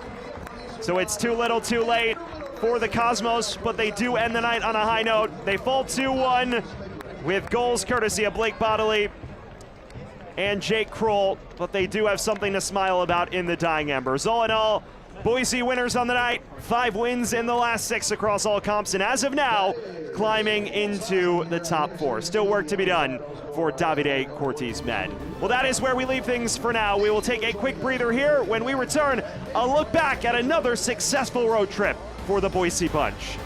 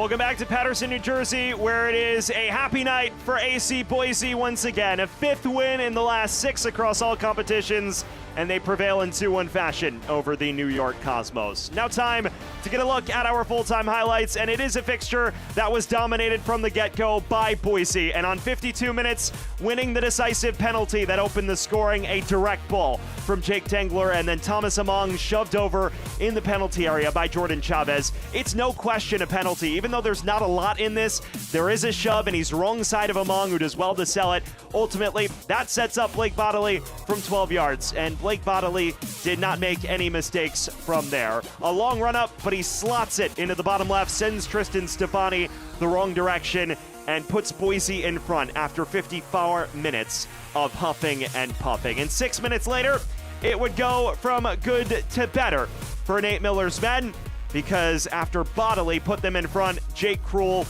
would double the lead from a set piece. It's a well-delivered ball in which the Cosmos do not deal with it properly. They pop it up in the air, and Jake Krull is Johnny on the spot to head it home. It's poor set piece defending from the Cosmos. They don't clear it, and ultimately they don't scrap for the second ball. Krull, the beneficiary, he makes it 2-0 on the hour mark. There was late life from the Cosmos. They were able to break their goal drought in the dying embers, but that second goal from Krull proved to be the difference, because on 90+5, this lovely scintillating bit of interplay did provide the Cosmos supporters with something to cheer about. A 1-2 between Spengler and Guenzati breaks a goal drought that eclipsed 300 minutes moments prior. Lukovic into the mix, and then ultimately it is the 1-2 between Guenzati and Spengler that makes the difference, but it ultimately was too little, too late, because that, one of the final kicks of the fixture, and the Cosmos had to settle for yet another league defeat. You look at the full-time stats, the Cosmos actually an advantage in terms of shots and shots on goal, but the chance quality reasonably low, and they were outpossessed. The XG not shown here, but Boise nearly doubling them up, 0.85 to 1.54. While these numbers don't truly indicate how much Boise controlled the game, Boise did control the game, especially for the opening hour. And that is where we leave things here from Hinchliffe Stadium, where AC Boise prevails on the road once more. The Boise Bunch moves into the top 4 as things stand in USL League One. Meanwhile, the Cosmos crew in the cellar with plenty of work to do. For our terrific crew, I'm Sam Goldfarb saying so long, where Boise prevails in 2-1 fashion. Have a great rest of your night, everyone. This copyrighted telecast of the United Soccer League cannot be retransmitted, rebroadcast, or reproduced without the express written consent of the United Soccer League.